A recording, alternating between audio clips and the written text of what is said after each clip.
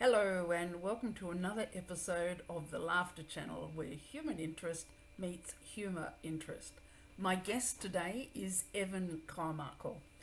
Evan believes in entrepreneurs. At 19, he built, then sold a biotech software company. At 22, he was a venture capitalist, helping to raise from 500,000 to 15 million. He now runs evancarmichael.com, a popular website for entrepreneurs. He breathes and bleeds entrepreneurship. He's obsessed, aiming to help 1 billion entrepreneurs and change the world. He has set 2 world records, uses a stand-up desk, rides a Vespa, raises funds for Kiva, wears 5-toe shoes, and created entrepreneur trading cards. He speaks globally, but Toronto is his home. He loves being married, his son, salsa dancing, DJing, League of Legends, and the Toronto Blue Jays. Join me in welcoming Evan Carmichael.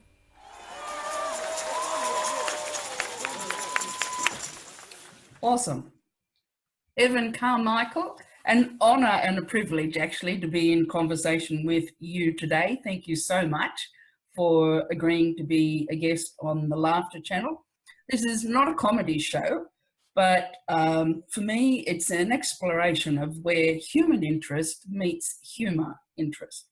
And that's very much a question. It's like, can I, in my pursuits, ultimately better define that? So one of my missions has been to restore humour and joy to the workplace and to people's lives, to reconnect individuals to what it means to be a human being and a humour being, and to support the evolution of authentic and heart-based leadership models. Evan, I have been watching your work for some time and I just love that you make such a really big declaration. You're working to solve the world's biggest problem, untapped human potential. So if listeners haven't already been to your website, watched your YouTube programs, then I'll certainly be leading them through that. With some direction at the beginning and the close. I saw with great interest on your website that you actually have formulated a circle of potential that I'd like to actually open with. Can you briefly summarize what's in that circle, please? Sure. So this was my attempt to to solve the world's biggest problem. And first off, thanks for having me, Pat. It's amazing to be here. This is a different kind of interview for me, so I'm pumped. I like it. I'm excited to see where this goes. I think the biggest problem in the world is untapped human potential. I think most people don't do the thing that they should be doing. I think 95% of the world wakes up and drives to a job that they hate, as opposed to actually finding the thing that they love doing. You know, look at someone like Patch Adams, obviously found the calling and did amazing work. And I think as extraordinary as Patch is, I think we all have our own Patch inside of us, that we could all have that kind of impact doing the thing that we are great at, but we don't do it because, imagine if Patch never went on to do that and instead became an accountant, and that was the life. And that's what I think most people get locked into. Not that there's anything wrong with being an accountant, just in general, people get stuck on a career path that they know is not for them. And so the circle of potential is my attempt at being able to help people solve that problem within themselves, to figure out what their potential is and go off and be amazing. It starts with self-awareness. That's an understanding of what your most important core value is. I call it your one word, but who are you? What do you stand for? What is the most important core value? Because if you don't know what you stand for, then you're just going to follow everybody else instead of leading your own path. And I think that's where a lot of people are really frustrated. They know they want more out of life. They know they're capable of more, but they don't know what to do. They don't know where they should be going. They just know that they're unhappy with where they are. And so the self-awareness piece is the most important kind of foundational piece at the beginning. Yeah. Then along the circle, so I have this circle on my website, and then there's like different points along the side. Then we move into action plan. And so if you know what it is that you want, now we need to create an action plan to be able to get there. And you may not have the knowledge yet, you may not have the skills or resources or tools, but you can create a plan to get there. whatever vision you have right now, you need to not just dream about it. We've got to put a plan in action to actually go out and make it happen. The third point is environment. And on environment, it can be really hard to stay motivated. Somebody might be listening and saying, hey, I want to have laughter and happiness more in my life. I think that's a great message. And I don't have enough happiness in my life. And they might agree with you and listen to one episode and now might be filled with joy and happiness. But then tomorrow they wake up and they're back to the same life they had before. They had a little hit of happiness and humor and awesome. And then they fall back to their normal life and their normal career where nobody else is happy and laughing around them. And so it's hard to stay on the path. And so once you understand what your one word is, your core value, you have the awareness, then you want to design your environment to support you. So what has to be in your environment? Who has to be around you? What needs to be on the walls when you wake up? Are we seeing, can they see video? Can your audience see video here? Or is it audio only? Yes. You can see video. So video, like this is my environment, right? Like these people all mean something to me. I've got giant picture frames on my wall. These are my parents. You probably don't know who that is. You may know him. You probably don't know him, right? Like it doesn't matter though. It's not explaining who they are. It's that these people mean something to me so that when I walk into my office, I get hit with belief. Yes. So it happens automatically. I don't have to wake up.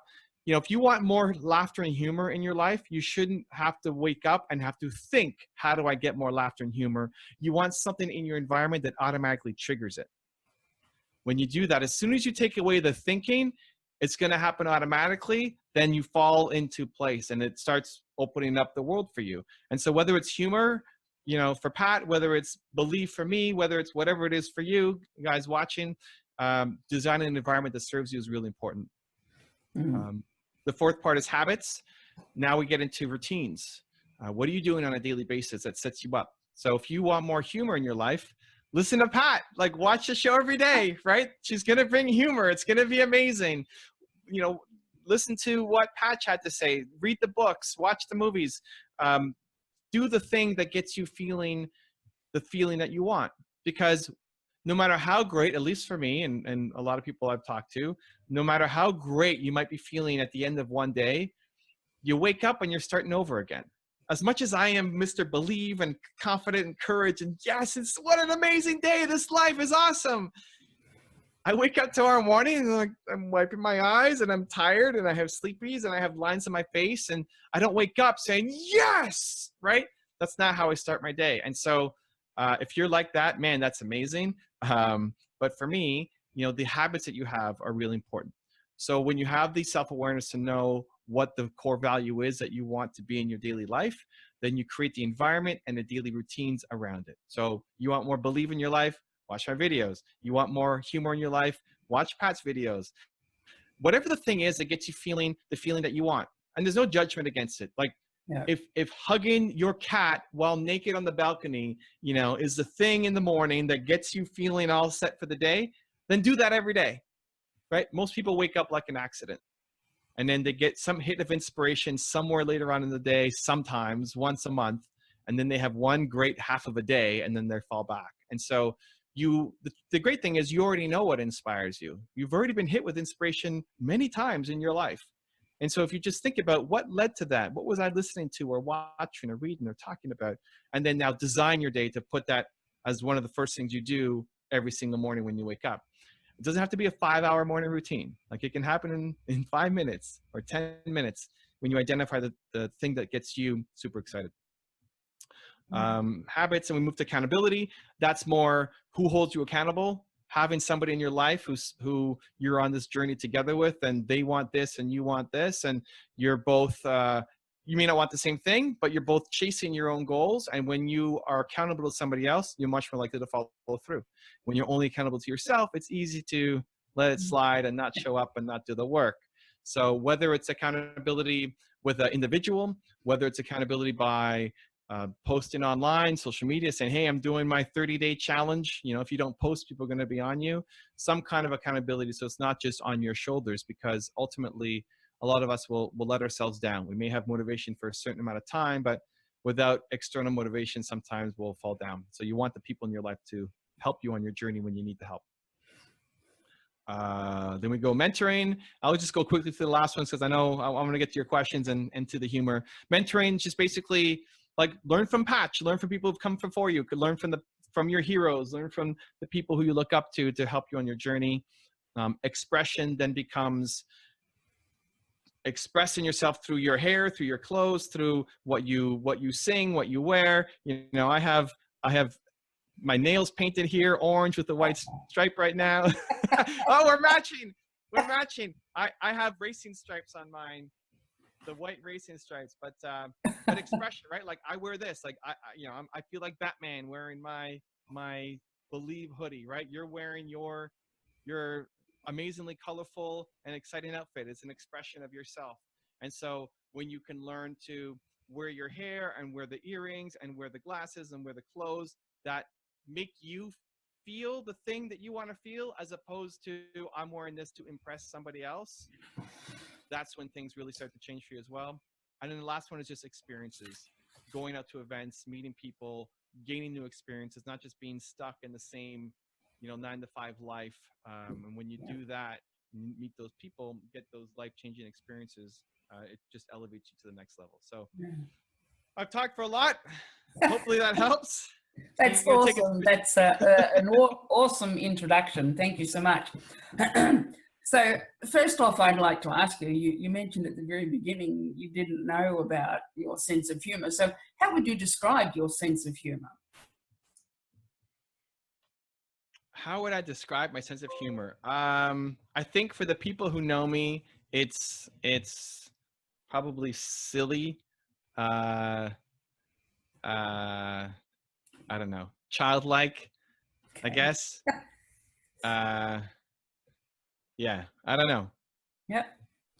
Something like that. Silly and child. I'm going to go silly and childlike. Final answer. Lovely, lovely. Do you have some thoughts about what it means to be good-humoured? So I think of this in two ways.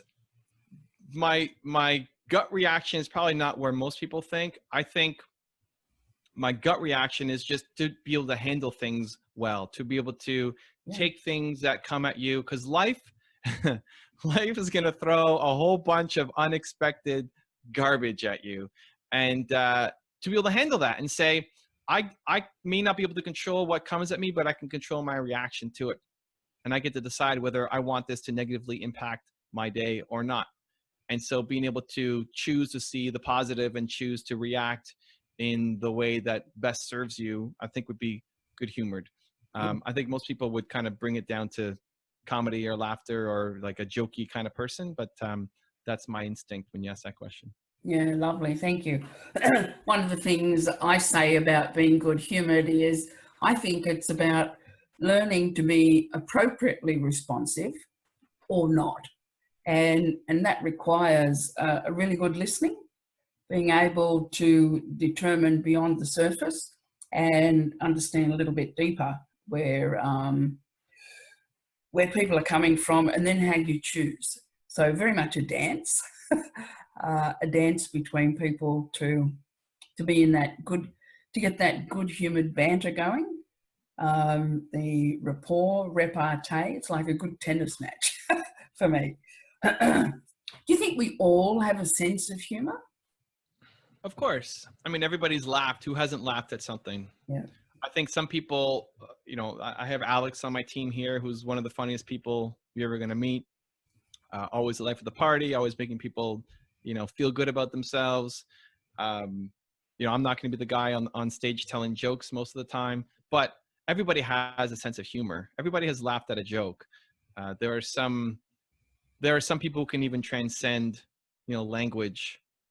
You look at Robin Williams, who played Patch, in the movie, and you could laugh at him even if you had no idea what he's saying. Yes. Right. Which is amazing. Yes. Right. And so if you have ever laughed at anything ever, then you have a sense of humor. Some of us may not lean in on it as much as others, but we all have it. Do you see a difference in the phrase sense for humour?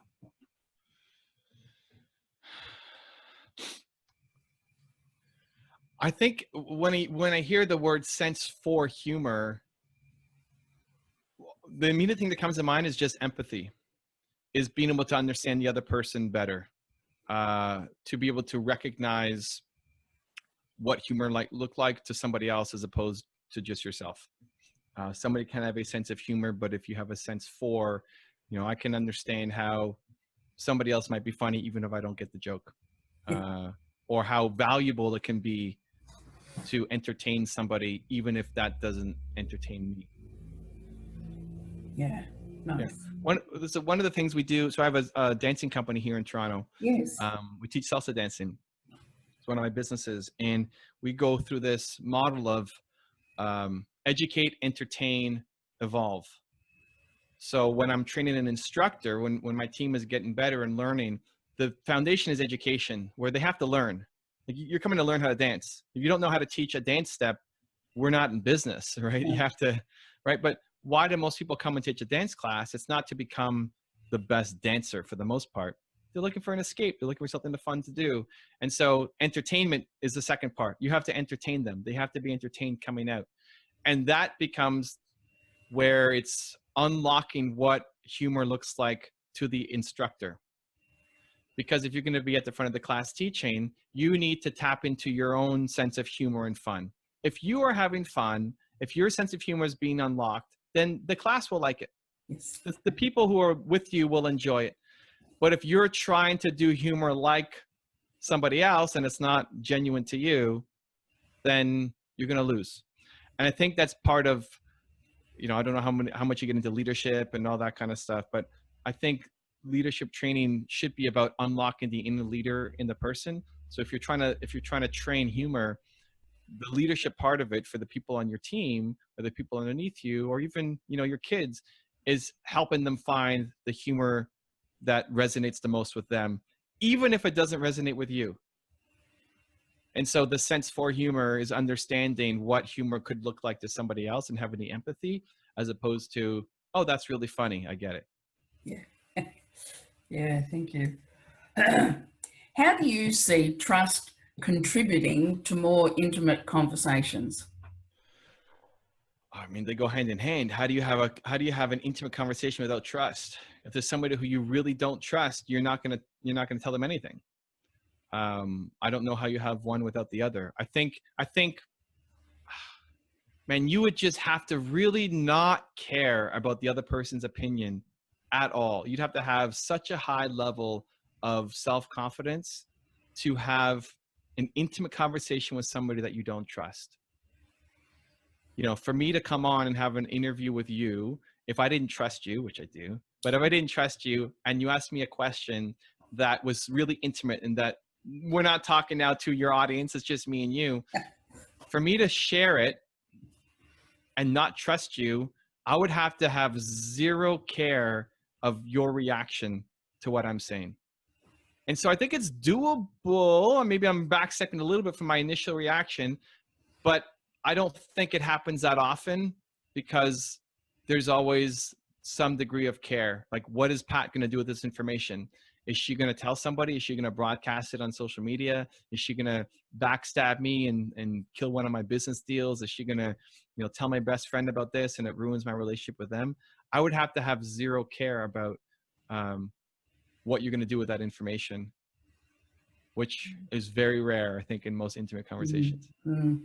I think I really first connected to what it means to be creating or in a high trust environment when I was nursing. I nursed for 16 years, my first job, and just, always was in awe of, we walked into the room and by merit of who we were and who we were being, we created this really high trust environment, and we really needed that in order to do sometimes the, pretty nasty things that we had to do. So we were able to form that level of trust, and really quickly.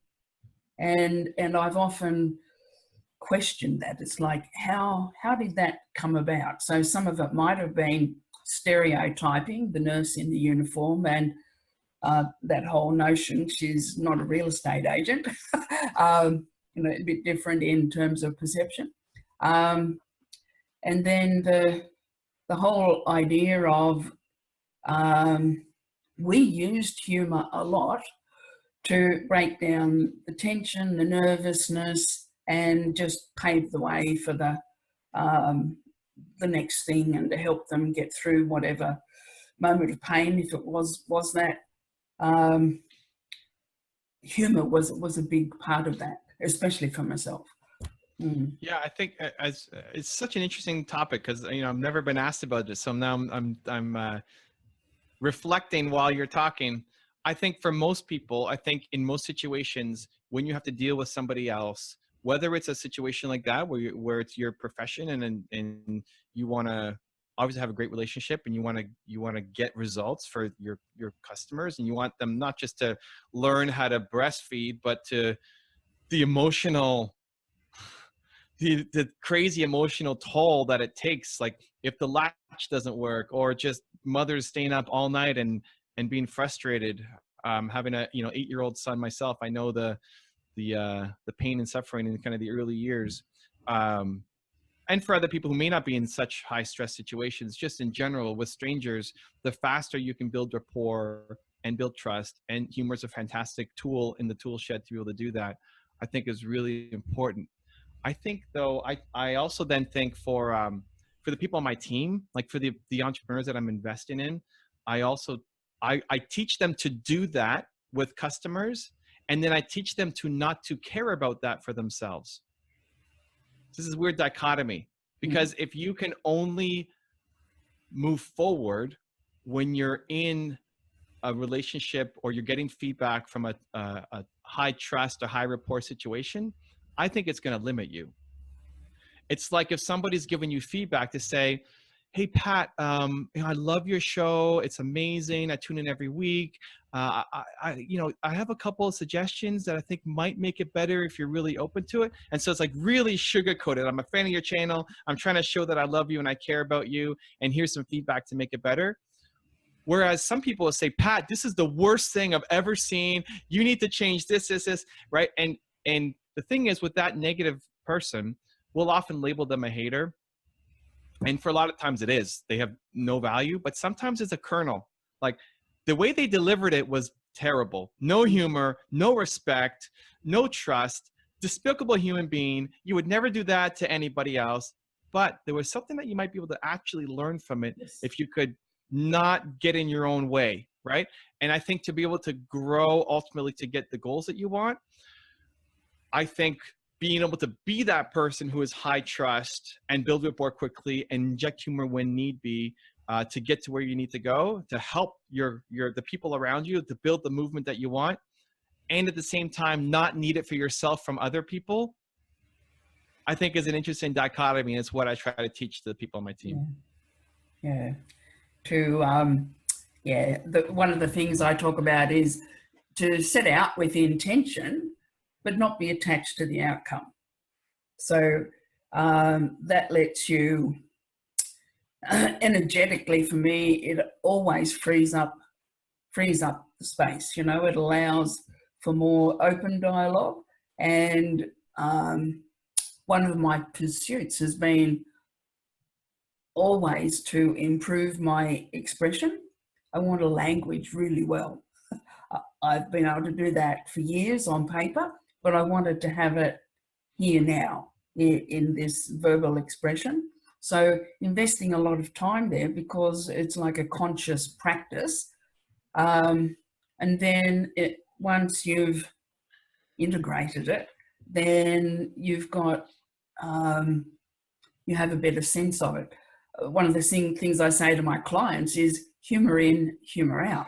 So if you want to be more good-humoured, if you want to have more of that in your life, then you've got to take it in, absorb it through whatever media.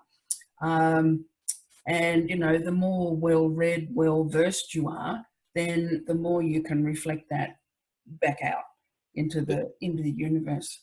Did you say that you want to language very well? Yes. I love that. Language is a verb. I like that. That's good.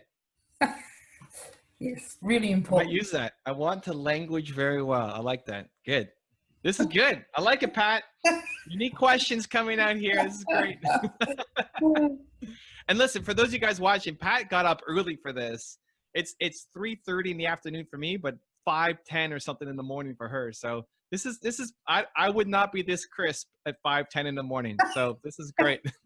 Oh, I had to get up an hour earlier to be crisp. Right. So are there ways that you think you intentionally use humor in business? In business, sure. Uh, often to break tension, and often will be self-inflicted tension. So, with my team, the most dangerous thing you tell me is your goal. If I know what you want to do in life, I'm going to push you to get there. If you're around me and I know what your goal is, that I can't help it. Like, you need to go do it. What are you doing this for? Right? Go do that thing. And so it can be unrelenting. Like, it's my greatest weakness and strength. And so a lot of tough conversations end up happening, because to get people to do the thing that they want to do, even if it means they leave my company and go off and do something else, I want them to win more than I want them to win at my company. I want them to win, period. For them to actually win, for most people to win, they have to break a lot of limiting beliefs. They have to break a lot of excuses. And so a lot of my conversations end up being around that. And that can be really harsh to take in sometimes, because I'm just holding up a mirror. It's like, you said you want to do this and your actions are not mapping to your ambition. And so and that will happen when I have trust. Yes. I'm not going to go hardcore into somebody that I don't know, right? Like, we'll build some rapport and trust. And the closer you are to me, the harder I am on you. And so I'll use humor and touch to throw in just a little moment of brevity, so that they don't, because if they spiral down, that's not going to help them get to where they want to go. Yeah. Right? So then it's a harsh reality, and then it's the build back up. It's like, okay, we're here. We got to get here. I'm about believe, right? We're going to make something better, but sometimes you got to go down to get up. And so the joke, the humor, the touch, the camaraderie can be the catalyst to, now that we've figured out this truth, now let's rise up together. Yes. I don't know if you've come across a lady by the name of Judith Glasser, Conversational Intelligence. She's been, just one small portion of her work, she's been able to demonstrate when every time we say, how are you doing, just for example, then the frontal cortex opens up and it just pours oxytocin. And when I heard her say that, and I saw the scan demonstrating the shift in the brain, the parts that lit up, I was just astounded. It was like, oh my goodness, all those years I was nursing and, touching somebody's shoulder, and look at what I was creating. It was like, I kind of knew it on one level, but to see the visual now was just profound. So this is another reason that I think languaging is so valuable, because with conscious choice, then it's so powerful. We just don't realize sometimes how our words can land, and sometimes it's not intentional. Do you think humor's got an intelligence? That is an interesting question. Do I think humor has an intelligence? I mean, the thing that comes to mind for me is that it's the people doing it. And so I think humor is, in some cases, culture specific, and I think in some cases just human specific. I think there's, like, I saw these studies of cartoon characters falling down stairs. Kids around the world laugh at that. Around the world, whatever language, puppies, cute puppies, we love around the world. We just do. It melts your heart, whether you're in China or South Dakota, right? So there's some that I think are human specific, like it applies across the board. And then I think there's definitely culture specific. A joke about, President Trump may not fly in South Korea. It's just, they may not have the context. I don't know that I would say that humor has an intelligence. I need to think more on that one. But my default gut reaction is just that the people have the intelligence, and you have to know what joke, you have to know your audience. Like, not even just a joke, you have to know who you're dealing with. Yeah. You know, if you're a nurse and you're dealing with somebody who is very high touch and needs the touch to soothe them, like you're gonna touch them more. And you may not have thought about it, you just probably did it naturally. And others are very, don't touch me, you know, this is my body, and so you can't just go in with your default way of acting. You have to adjust. And when you're using humor, whether that's a joke that you're telling or an action that you're acting out, I think the intelligence is in knowing the audience and will they react the way that you'd like them to react. Yeah. The has it ever happened that you've used humor in some way and it's fallen flat? Of course. Of course. Do I remember it? Probably not, but I mean, it happens all the time. Yeah. All the time. Like, do you make mistakes at anything? All the time. Every day is a big mistake, you know, and then we move on. Of course. I think anybody who's, I mean, if you've never not landed a joke, it means you've never told a joke. Yeah. You know, you've never, that's it. I remember I lived in New Zealand for a time and now back in Brisbane. And while I was over there, I went to an improv acting performance, and the leader on the stage, you know how they invite the audience to contribute, he was, you know, asking people for, you know, what's going to be the next scene. And a woman contributed something and he said, "Thank you, madam. What's your name?" he said. And she said, "Helen." And he said, "Correct." And I was the only person that laughed.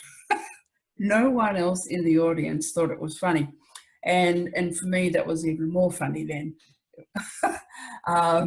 So, you know, being comfortable to laugh alone, well, no one else gets it. You kind of feel a bit of a goose, but there's no denying it. You know, you can't not be there. I think in terms of, for me, that comes back to the intelligence question. I think if you tell a joke that doesn't land, or you try to do something funny that doesn't land, you try to act out, you know, Pee Wee Herman, and it doesn't land, it doesn't mean that joke was bad. It just means it didn't work for that audience. Yeah. And I think that's the intelligence that's really needed. Comedians can go to a different city, and if all of their jokes are US centric, it's not going to work. If an Australian comedian comes to Toronto, my hometown, is talking all about Australian politics, we don't know any of these people. It's not going to work. It doesn't mean that the joke is bad or the humor attempt wasn't bad. It just means that you picked the wrong audience, and it may not work for that audience. So, you know, if that comedian at the improv place had a room full of Pats, man, that joke about Helen would have tore the house down. Right. And so I think a lot of people will then take that feedback and say, well, I suck. You know, I can never do it. It's like, no, you just need to learn the audience. You need to have the intelligence to understand what's working and what's not. Mm-hmm. One of the things about improv is it takes away the filter, so you can get that really quick response and just be so freely spontaneous. That's what I love about improv acting. Has there been a time, this is our last question, has there been a time when you laughed so much that you cried or hurt from laughing? Probably, and it's very sad that I can't remember it. There was one that I made a joke to somebody that I almost peed myself. I didn't actually, but I was really happy about what he did, but I don't remember what it was. I feel like it may not have been a joke though. I feel like I was just so happy for the situation. Belly busting laugh. It's been a while. It's kind of sad, to be honest, in self-reflection. My wife did last night, so that's pretty exciting. What was she laughing at? She was laughing at, I don't even remember.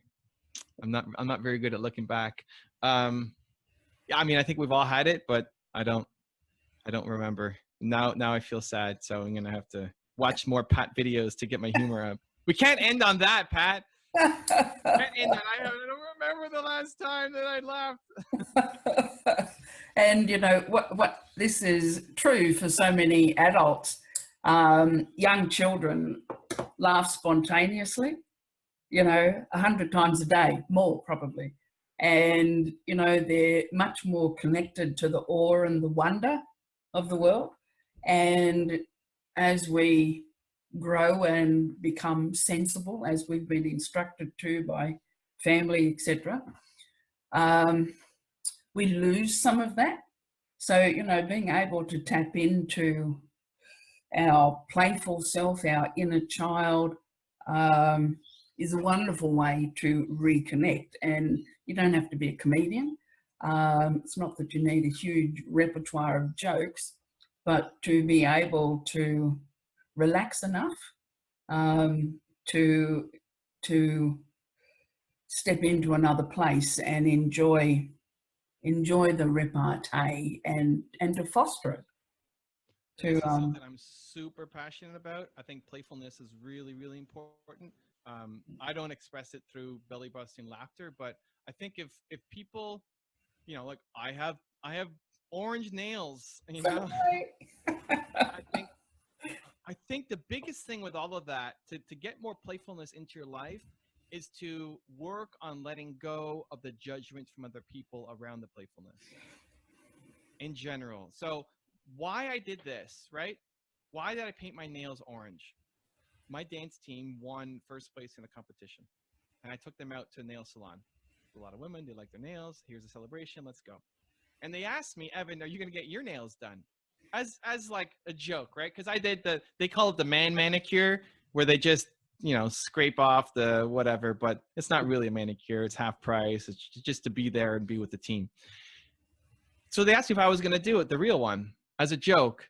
And because my initial reaction was hesitation, because now what's running through my mind is I have meetings. I have interviews and meetings all day long. I have to make videos. Like tonight I have meetings with clients. This stuff doesn't, I'm not just going to put it on and take it off. Like if I'm going to do it, I'm going to wear it.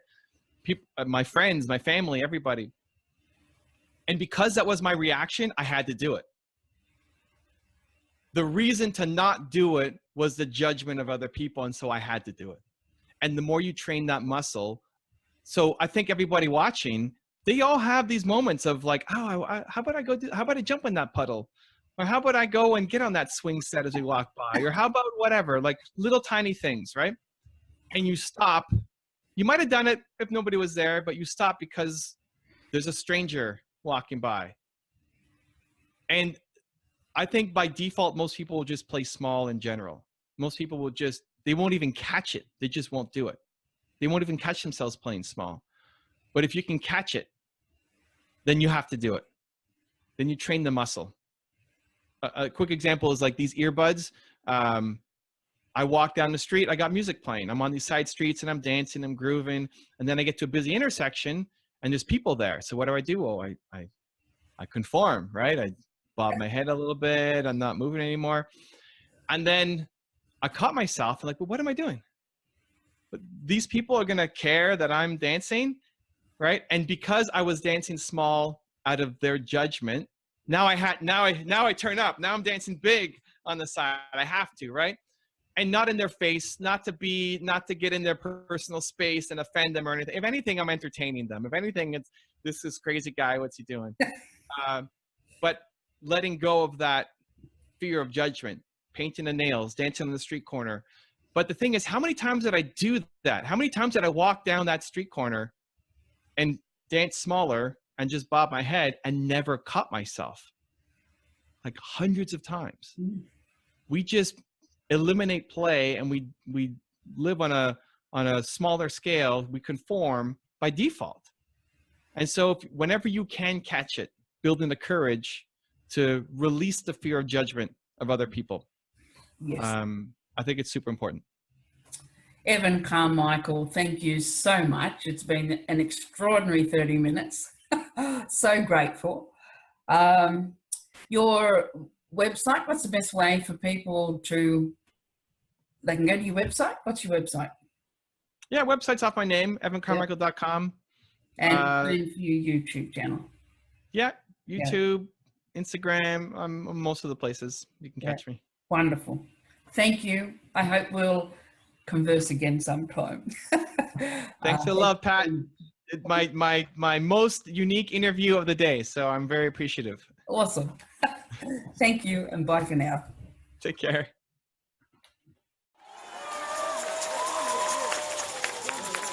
It's been a privilege today to have Evan Carmichael on the program. Evan, as I mentioned at the outset, believes in entrepreneurs. In fact, the statement for his whole way of being is believe. You can find out more on Evan's website, evancarmichael.com, or you can go to his YouTube channel under his own name as well.